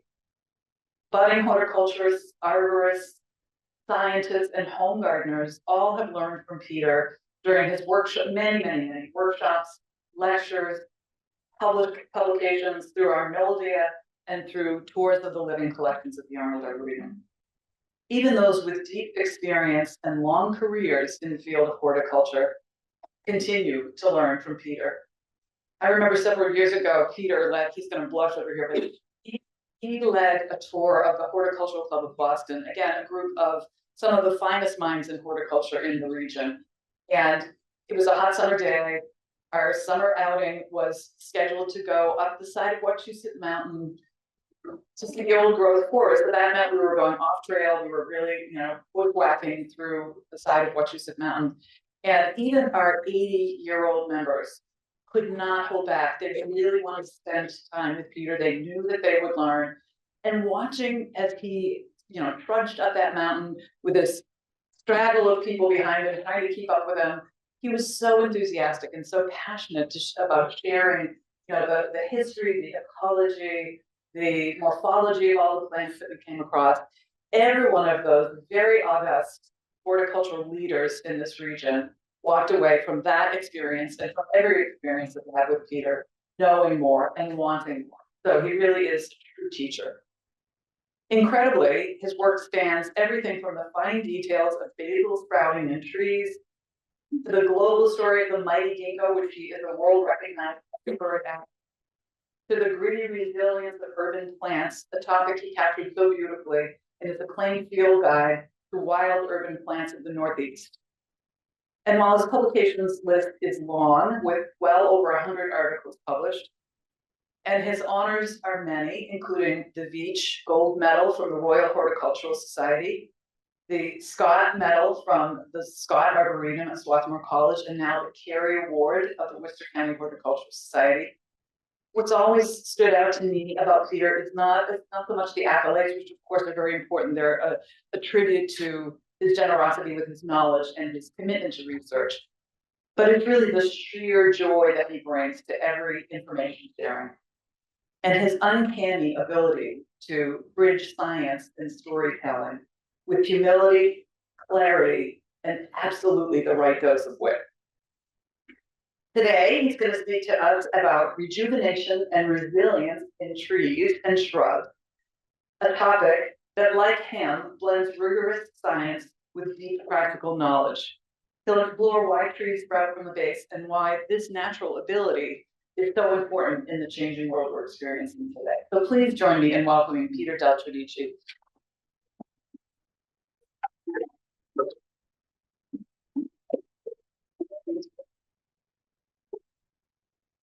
Make sure that the clicker is working. Oh, here's the clicker, right? Yeah. Okay, well, it's a real honor to be here and receive this award. I just can't tell you how much it means to me. And to be here at the annual meeting and to see the people that make this happen is really, that makes it really special. So in the interest of time, I'm going to just jump right in. And what this talk is going to be about is, maybe you want to turn the lights down a little bit, but so you can see the pictures better. A lot of pictures. We've heard a lot about how important gardens are to people and the people who make them. But what we haven't heard about is, we haven't heard much from the plants themselves. And so what I'm going to be talking about is, what is it that the plants are telling us about the world that we're living in? And how does the world look from the perspective of the plants? This is something that's really important in terms of understanding what's actually going on, because the plants have a lot to teach us. The key is that we have to pay attention to that. Okay? Can everybody hear me now? All right, now let's make sure that I can go to the right directness of that. Let's see. Is this not working? Oh, there we go. Okay. Now, this is I'm going to talk about resilience is a term everybody uses. And what I'm going to show you is what resilience actually looks like, because it's not a theoretical concept. It's a real concept. They have to come back. So after a big storm, I live in Watertown, Massachusetts. The mulberry tree blew down in a big winter storm, and its ability to come back is really quite kind of amazing 3 years later. So trees have this amazing capacity to sprout back, but not all trees have the capacity to do this, and they do it in very different ways. And that's what I'm going to be talking to you about today. Now, you've probably seen, if you've walked in the woods, multi-stemmed red oak. They're very common, and these are an artifact of logging. This is what they look like after you cut the main tree down. You get anywhere from 2 to 5 sister stems coming up. It's kind of amazing to see that happen. Same thing happens. This is after beaver damage in Lawrence, Massachusetts, right along the river there. That's the silver maple, Acer saccharinum. So that the ability of trees to respond to traumatic disturbance is something that I've spent, I'd say at least 30 years studying, and it really is kind of amazing. And even in the urban areas where you see people would love to get rid of this Atlantis tree, but they can't do it because it's so embedded in their fence. So the fence serves as what's called a safe site. No matter how much they try to get rid of it, there's no way they're going to be able to do it. And trees, when they become senescent or senile, if you will, they oftentimes will start producing young shoots from the base. And this is the rejuvenation part of it. The trees, as they age, are able to rejuvenate themselves in much the same way that I like to think that people are. In my career, I have managed, as Joanna pointed out, I managed to rejuvenate myself many times over, or reinvent myself, if you will. And so the thing about sprouting is it's a strategy that's not just adapted to fire, what you hear, or drought or something. It's a strategy that works against all sorts of stresses and disturbances, storm damage, browsing and grazing by animals, pruning by people, logging, flooding, drought, erosion, landslide, pests, and diseases. So essentially, all trees have the ability to sprout back following disturbance. And seedlings in particular growing in the woods, if they can't sprout back after a deer comes and bites the top of them off, they're finished. So almost all trees have the ability to sprout when they're young. And if you think about sprouting as a form of an insurance policy that trees take out for to make sure that they can continue living even after they're wiped out. And this I'll go over this. This is and you classify sprouting by what the origin of the sprout itself. It comes from the collar, which is to say the trunk itself. Some trees sprout from the root system, think of like black locust, and some actually come from the stem where the branches touch the ground and layering. And so as a botanist, it's all trees sprout, but it's important to distinguish the different kinds of sprouting that you see. And most of you are probably familiar with the American chestnut, the once the king of the forest in New England, but with the introduction of the chestnut blight in the early 1900s in New York City, all of the chestnuts in Massachusetts were pretty much wiped out by the 1920s. And there you see, when I first moved to the East Coast, I was lucky enough to see some of these old chestnuts were still standing. That one tree on the left is about a meter in diameter. And what's really remarkable is that the trees that were seedlings at the time when the chestnut blight first arrived, they were killed, but they managed to sprout back. And they have been sprouting in the woods since the 1920s. So all the chestnuts that you see were essentially seedlings or saplings in 1920, and they've been sprouting for close to 100 years now, which is truly remarkable. So the disease hasn't wiped out the chestnut, it's just turned it into a shrub. And if you want to think of it from an evolutionary point of view. And when I was working at the Harvard Forest, I found a few chestnuts that were, robust enough to produce seed. I collected the seed and I grew these seedlings when I was working there in a little patch of the forest. And then I went back 25 years later with a backhoe and dug them up. And this is what those chestnut tree seedlings look like after 25 years of being in the ground, of sprouting and sprouting back. As some famous poet, I think I should put that in there. Robert Frost, he says, smoldering at the roots and sending up new shoots. That's really what it's all about. And so not only can they generate new shoots from it, but they generate entirely new root systems. So that's the secret of why these chestnuts are still alive. And that tissue is not standard wood tissue. This is called a lignotuber. And it's got a twisted grain, and the fungus will kill the stem, but it can't kill the lignotuber. So that's why this tree is still alive. Even, we're watching our ash trees die, that they don't have a lignotuber. And so when the tree dies, it has very little capacity to sprout back. White oak, another famous East Coast tree, this is on the Cape. And you can see how while following fire, some form of disturbance, it's got this amazing ability to resprout, and you get a nice circle of stems coming up after a fire that must have occurred about 20 years earlier. And of course, in California and any Mediterranean climate, this was the fire that took place in Santa Rosa, California, about 15, 20 years ago. This is the California Bay laurel tree. And you can tell that's the third generation of stems. There was one big tree there, then that tree was damaged, it died, and then it sent up those stems that are now black. Then they got killed in the fire, and then it's the third generation of stems sprouting back after the Santa Rosa fire. And the reason they can do this is the bay laurel tree produces one of these, what I call lignotubers. This is a very special organ of regeneration that quite a few trees produce it, but not nearly as many as one would think.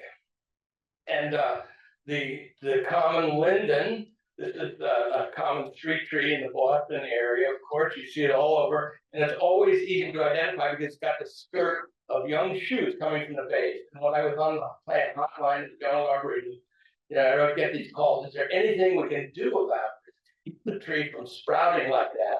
The answer is not really. Because you can see on the far right-hand side there, that's the lignotuber. And because it's so compacted underground, the lignotuber came to the surface. And so you actually get to see where those sprouts come from. So in that sense, it's a little bit like the chestnut. And the answer is no, you can't do anything about that sprout. This is the plant's insurance policy, how it protects itself against catastrophe. And this is what a Tilia americana, the American linden, looks like growing along the Housatonic River in northwest Connecticut. It doesn't have a single stem because it's been damaged by ice floating down the river and whatnot over the years. And its natural form is multi-stemmed like this. This is a manifestation of dealing with extreme trauma over, the past 100 years or something like that. So what's interesting about trees is if you understand how to read the form of trees, you can reconstruct the entire life history of that tree based on its appearance. So this is called the body language of trees. And it's really, that's what makes you know, when I moved here from California, I was really happy to be on the East Coast because the trees lost their leaves and you can actually see the form of the tree in the wintertime, which is really quite beautiful. And it tells you tons of information if you know how to interpret that. Now, Joanne mentioned my work with ginkgo. I did my PhD thesis on ginkgo, and there it is growing a wild tree on in eastern China, growing on a cliff there. That's called the old dragon, getting ready to fly. It's very steep slopes, and it's well adapted. This is the growing of a wild tree in China to a lot of soil disturbance that you find on these kind of slopes. And you can see on the right-hand side that the lowest branch on the very bottom, that's the original trunk of the tree, and all of those shoots on the left-hand side of it, those represent multiple generations of new shoots. So there's 4 generations of sprouts in that amazing tree there.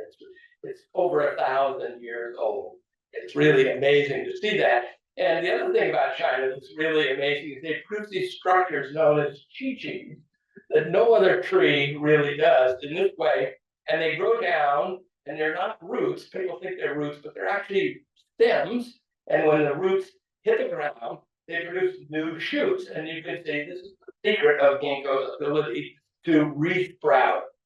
And amazingly, they also produce what are called aerial chichis, like this.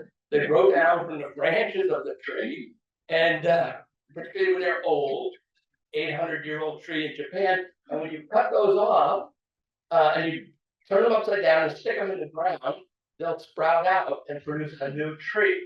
So a lot of the oldest trees in Japan, if you look at them, they all have these chichis on them, and that's because the Buddhist monks that introduced Buddhism to Japan, they brought these chichis with them as walking sticks, and then they stuck them in the ground where they wanted to build the temple, and they sprouted out like this.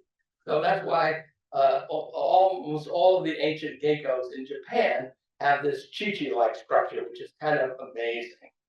And this is the oldest ginkgo, the grand ginkgo tree, ginkgo king, 4,000 years old. You see, the original trunk is completely gone, and what you'll have is a ring of secondary, actually those are probably the 3rd or 4th generation of sprouts coming up. And so this is one of the reasons why, you know, people always wonder why the ginkgo didn't go extinct when all of its relatives went extinct.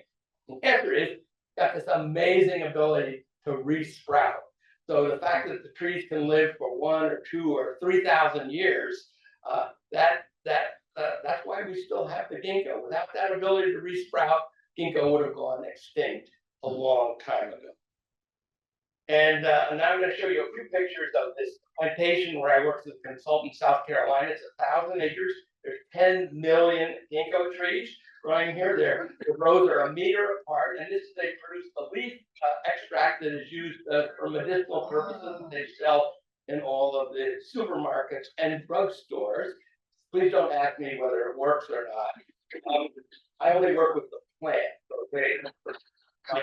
And this is how they grow it. They harvest the leaves, they strip the leaves off with a modified cotton picker. In the middle of summer, they begin towards the end of July and all through August while they're green. They don't until they're yellow. And then they bale them. And that tractor there, you think that's smoke coming out of the back end of the tractor. No, what they're doing is they're cutting the trees down to the ground. They get too big, they can't harvest the leaves with the machine. And that's what the plantation looks like. Every 5 years, they cut the trees down to the ground. It's just amazing to think that you can do that to a tree. And this is what they look like the following spring. They come back. It's unbelievable. And so when I first started working for this company in the early 1990s, the question was, well, how low can we cut them? And how often can we cut them back? How long will they live? And I said, well, based on my research in China, I think they'll probably live for a really long time. And you can see what I found is that seedlings, when you grow them, they'll start producing these chichis that they've been somewhat abused. And you can see the chichis got these little bumps on it. Those are buds, dormant buds. And then when they get to the surface, they turn into new shoots. And that's what these plants look like. So ginkgo's ability to survive, it starts at the seedling stage. So everything that a plant is going to do, it starts doing when it's a seedling. So if you know how to interpret what you're seeing in that seedling, you can learn a lot. And this is the 40 years this plantation's been in cultivation, and so this is what the plants look like. And it's turned these seedlings into what these like 1,000-year-old tree in Japan. It's the same thing, except it's only 40 years old. So it's kind of amazing, and there's no limit to how long this plantation can keep going with this treatment. The only thing that seems to the ginkgo doesn't like having wet feet. So wherever the water collects in the soil because of all the heavy equipment that's used, then the ginkgos they die there. So about 20% of the land had to be turned over. It can't be used for growing ginkgo anymore because it's too wet. And that's just a little graph showing how resprouting allows the plant to rejuvenate itself. So this is a really important trait that certain trees have that allow them to deal with traumatic disturbance. And there's a couple of other trees that also do this. Being from California, the California Coast Redwood. This is a hillside that's been completely logged, but all of those sprouts that you see, that's where there were redwood trees. And this was about 2 years after the logging had taken place. So they really come back. And this is if you go into the redwood forest, you see where they, all of the redwoods pretty much, see with very few exceptions of those in the park, are second or third or fourth growth. And they're all based on sprouts. And you get these incredible multi-stem specimens that are resprouting after the logging.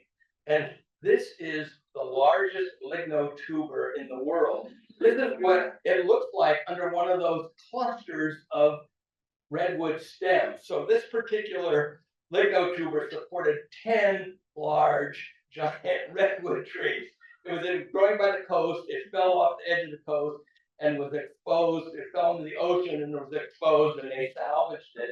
And it's the biggest burl in the world that anybody has ever found. But that's what's underground, and this is what allows these ginkgo, these redwood trees, to continue to survive. And this is there you can see what redwood, and that's the biggest chi-chi I've ever seen. They don't usually produce chi-chis like that. That was very unusual. I won't say anything else. Moving rapidly along. And again, like these are seedlings. That's because Joanne pointed out, I worked in greenhouses for 15 years as a propagator. You can see that right where the cotyledons are attached, there's buds in the axils of those cotyledons. And that's where the lignotuber originates, and it starts when they're just a few years old. So this ability to sprout is a genetic trait. It's programmed in it, and it comes from the stem itself. It starts cotyledonary node. And it's really interesting to realize that this is something that the trees do from day one. They're preparing to resprout. And the other tree, the olive, this is the great triumvirate of trees that have what I call ecological immortality. The olive tree, there's Dave Barnett gave me this picture of this 2,000-year-old olive tree in southern Italy. Their ability to sprout, to form a lignotuber, and then you can see on the right, they occasionally form chi-chis, just like the redwood and the ginkgo are able to do. So those three trees, the olive, the redwood, and the ginkgo, each from a different continent, all have this ability to essentially live forever, as long as conditions don't change. Now, right now, the olives are being threatened by a disease, and so some of these old trees are starting to die, but I'm not counting that, I'm just talking about the ability to survive ecological catastrophe. Now, moving on to a different type of sprouting, this is the liquid ambar tree, and you can see, I did not take this picture, those are meter square plots, and you can see how the root systems generate those new shoots. And you can see how the part of the root that is closest to the mother trunk, it's not very thick, but then the part of the root that is moving away from the mother trunk is much thicker.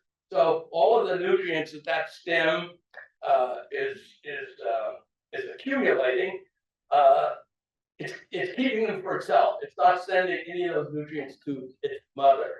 So it's not a very good daughter. But what you do is just a clone, all the same genetic individual. So that's called a genet. But and each individual stem is called a ramage. So if you're counting trees in the woods or something, it's important to recognize whether they're all genetically identical or whether they're distinct. So that's the terminology we use. The largest clone root strain tree is Pando, the quaking aspen, 14,000 years old. It started when the glaciers receded in the, the mountains of the West.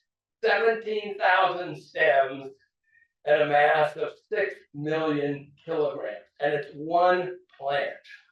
So that is just truly amazing how this strategy can play out in situation. This is a different species, Octos angustifolia, growing along the river, not too far from there, and you can see how being able to sprout like that in an unstable riverine environment really promotes the longevity and the ability of the tree to survive in that very unstable environment. Now, another famous root sprouting tree, that's something you all know, the tree of heaven, the ailanthus. And these are some of the biggest ailanthus I've ever seen. And usually you don't see it because people cut the tree down. They hate it and don't like it and so on and so forth. But it was actually a popular landscape plant in the 1820s when it was introduced because it would grow in New York City when nothing else would grow there. But then they decided they didn't like the tree in the 1850s and we need to get rid of it because they thought that the flowers were smelly and it was a bad tree. And they just cut them down. And then what happened is this. So they're not seedlings, those are root suckers. And they're growing in between where the block top meets the wall there. There's just enough room, that's where a root would grow because that's where the water collects and it's root sprouting there. So you never, if you want to have an ailanthus tree and you want to get rid of it, you better get out the back. So cut it down, only stimulate the production of these root suckers. And this is one I took this picture in Boston Harbor. A whole clone of ailanthus closed by the ocean tide, and it all fell down the cliff. And there it is. That's what it looks like underground. And ailanthus, all of the ailanthus, it's the most common street tree in New York City, but nobody counts it because it wasn't planted. And everybody talks about it like it's a horrible tree, but actually it's growing where nothing else will grow. Nobody, doesn't cost anything. Nobody has to maintain it. So it's actually providing quite a few services for the city of New York, but it gets no credit for doing it. So that's one of my annoyances. Now, another, perhaps the most famous root sprouting tree is the black locust, Robinia pseudoacacia on the top. That's a standard black locust. If you go into one of the Berkshires, you leave it alone. They're beautiful trees, actually. But then if you cut them down, that's the lower picture there. So this is what I call sustainable. This is the definition of sustainability. You can cut the tree down and it will sprout back. It's quite amazing. And the wood is very rock resistant, great for fence posts and all the mining in Appalachia, the mines in Appalachia, all of the timbers in support of those mines were made out of black locust tree. It was incredibly useful. And it's in the state of Massachusetts, it's on the invasive species list, which I think is a big mistake. That ignores the history of it. And this is on the left, you can see this is the Robinia's native range of Robinia. On the right is the actual range where it grows. It was planted everywhere because it was so useful, producing rock-resistant wood. And it's not only planted all over North America, all over, you see it all over Asia and Europe. It was one of the very first trees that came to Europe from North America because it was so useful. And what's really interesting is now it's experiencing a comeback because the wood, you don't have to put any chemicals to preserve the wood. It's naturally rot resistant. So it's a organic, pressure treated wood, if you will. and they make playgrounds. They use this for playgrounds.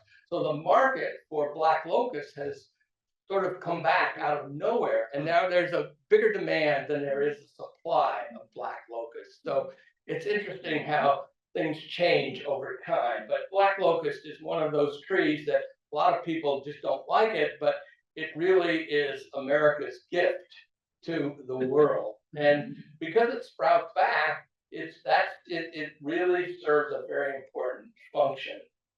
And we have our American beech. One of the ways that you can distinguish it from European beech is that it produces root suckers. So people think those are seedlings, but no, they're root suckers. And the European beech, which is the more ornamental of the two species, does not produce root suckers. So that's the easiest way to tell those two species apart. But the European beech, the branches, if they touch the ground, they produce what's called layering. And you can see how the part of the stem that's attached to the original trunk has not increased in its diameter at all, meaning that no resources are going back to the mother. But everything, once that root system has been established, is keeping all of its resources for itself. So it's not being a very good daughter.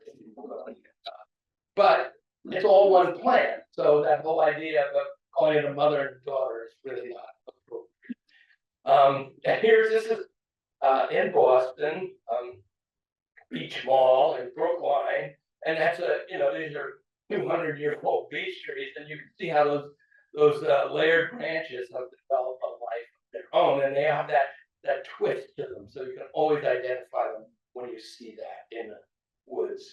And a lot of trees do this, particularly conifers that don't have the ability to sprout. So this is a Norway spruce, and you can see the minute the branch takes root, it goes from being horizontal to vertical. That's one of the great things that happens to them. And there you can see that the tree was cut down, and that's the whole circle of trees that have replaced it. And it turned out that the oldest tree in the world is this Norway spruce, Old Tycho, 9,500 years old, grows a tree line in Sweden, and all of the branches at the bottom are layered branches. And they dug up old pieces of wood from below ground, and then they were able to tell how old they were from doing carbon dating, and they've determined it's almost 10,000 years old. But you would never know it looking at it. But it's that ability of those branches to layer and produce a whole new root system that keeps that going like that. So it's really quite extraordinary. And here's a layered Engelmann spruce, again, right at tree line. That's where you see this phenomenon. And I've done some work here. This is hemlock. I spent a lot of my years studying hemlock trees, just the way most people think about Tsuga canadensis. But here on Mount Wachusett that Joanna mentioned, when we went on the field trip, this is one of the trees we looked at. You can see that it has 15 of these branches, each layered, and it formed this large clump. And you never see hemlock like that. I mean, it's really, Mount Wachusett is one of the few places in the country where you can see this behavior, because Mount Wachusett has a really extreme climate. It's a lot of rock, and it's very, very cold. And so this is a strategy that the trees have developed for surviving under those extreme conditions. And now people have figured out how to, take advantage of this ability to sprout, trees to sprout with different horticultural techniques, coppicing and pollarding and so on and so forth. And this is just an illustration of it. But here's some real pictures of it. This is a picture in China. And what these girls were doing, they were collecting, they were coppicing, they're cutting the trees down to the ground, and then they cut back, and they produce this small diameter wood that they use for cooking. Because if you put a big log fire, it's going to stay hot for a really long time. But if you use small diameter wood, you get heat, but only for a very short period of time. Now, we don't think like that anymore. But in countries that still cook with wood, you want small diameter wood when you're cooking, and cutting the trees to the ground, coppicing them is a very useful trade. And this is what the trees look like as you go into the woods in China, where they're doing a lot of coppicing, or a lot of Southeast Asian countries, and they've been doing this for decades, if not centuries, and the trees just have this amazing ability to sprout back and to continually produce wood. Again, another example of sustainability. And these are some 600-year-old linden trees in England that have been compassed to produce, again, small diameter wood, not for cooking, but for making fences and stuff like that. And what's really amazing is this is what they look like after 600 years, and it turns the trees into shrubs. So it is kind of amazing to see. And when you do this to trees, they live longer than they do if you just leave them alone. So in other words, this intense pruning like this increases the longevity of trees because it forces them to generate a whole new root system, which is another way of extending your life.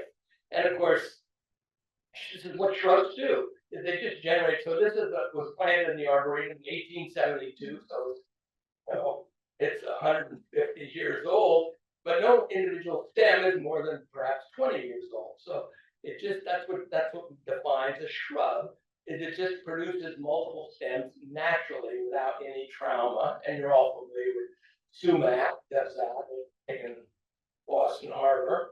And I like this, this is Cornus racemosa, one of my favorite shrubs. It's really beautiful growing along the roadside. You can see how it's just spreading over time. And then this is a picture of the Arboretum, and this was planted in 1873. And every 5 to 10 years, we cut it back to the ground and it sprouts back. So it's been doing this now for 150 years. So shrubs are really incredible in their ability to survive this kind of treatment. And bringing it up to the present, this is a picture of hurricanes over the last 150 years in the Northeast. And so this is where all of this becomes relevant, because if you start thinking about what's happening with climate change, what are the trees that are going to be able to tolerate what we're doing to the planet? And it's trees with this capacity to sprout back following sea level rise or erosion or whatever we're doing to them. Those are the ones that we need. And we need to think about, trees that have the capacity to come back following catastrophic disturbance. So this is why this topic is relevant. It's not just an academic topic. These are the plants that we're going to need in the future. These are the plants that will come back after, I like to say, clean up the mess that we're making of the planet. It's really important. And I took these pictures down in Rhode Island after Hurricane Sandy wiped out much of the native vegetation along the beach that deposited, I think it was 8 inches of sand on the beach. But the one plant that survived, that's bayberry in the background, didn't survive, is the Rosa rugosa from Japan. It's super tough and really quite beautiful. And then this picture shows it comes back from layered branches, from rhizomes. Any part of the plant was able to generate a new stem. And an interesting story, when I was on the invasive species plant committee, advisory committee for the state of Massachusetts, we had somebody come in from the state conservation, well, it wasn't conservation, I forgot what department it was. He said, whatever you do, please don't put Rosa rugosa on the invasive species list. We don't have another plant that can stabilize the shoreline just above where the waves break. And if you take that away from us, we're going to be in serious trouble. So we actually, well, technically it probably is an invasive species. We didn't put it on the list. So I thought that was a good, we did put black locust on the list, which I thought was a big mistake. But, we need plants like this are really important for the future. The fact that it's not native, that's not that important. Plenty of pollinators are attracted to the flowers, and we really get some benefit from it. And we need to think, strategically about it, oh, it's native, it's good, it's not native, it's bad. No, it's, there's certain plants that are really going to be important to us in the future, given what's happening to the planet. And I love this picture. I took it in Hawaii. This is again Casuarina expiafolia, Australia, and you can see up here at the very top, that's the original root system. And then as the sand dune bored away, it produced a whole nother root system beneath that. And then another one there, there's 5 different root systems that this tree has produced each time the waves washed away sand. So this tree is incredibly tough. Its ability to hold that coastline intact is really important. There are very few trees that have this capacity, this resilience. And I'm going to end now with a few.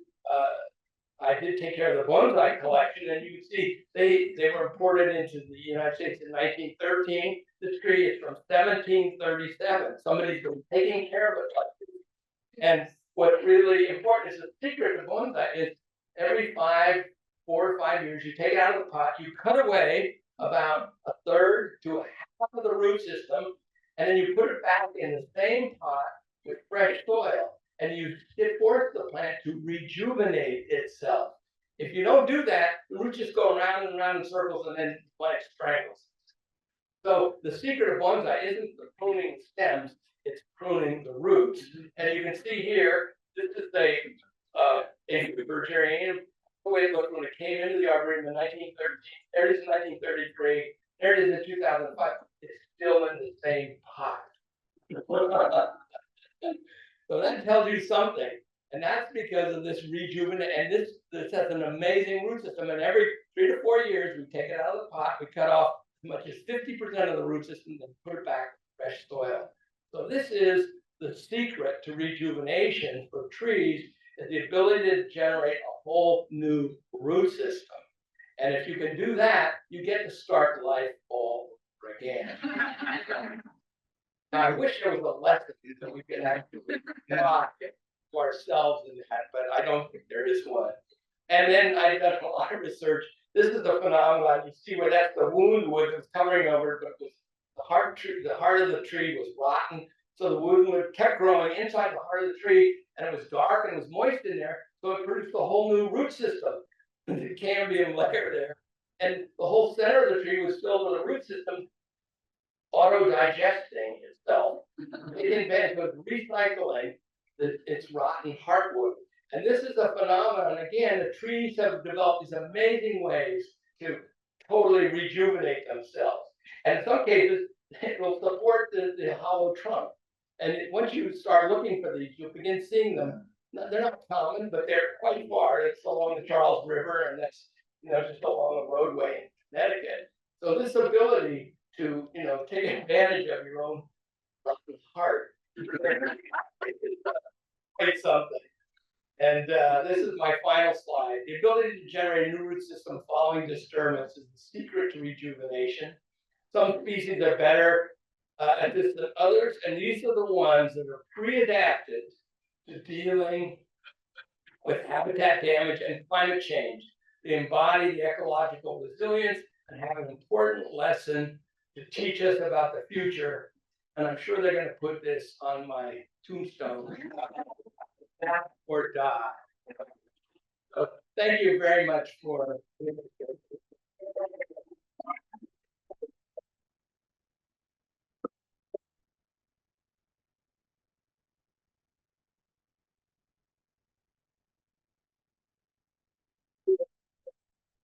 You want to end the meeting or?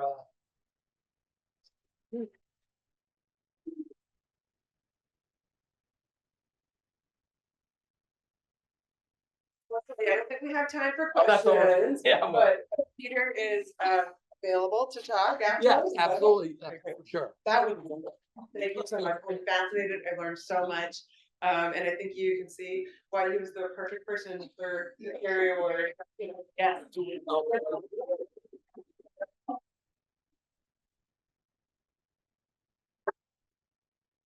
you all so much for coming. We invite you to please stay and enjoy the Thursday summer evening programming. Live music, beer garden. If you don't have a sticker and you want to stay, just grab one from the front desk. Enjoy. Thank you all.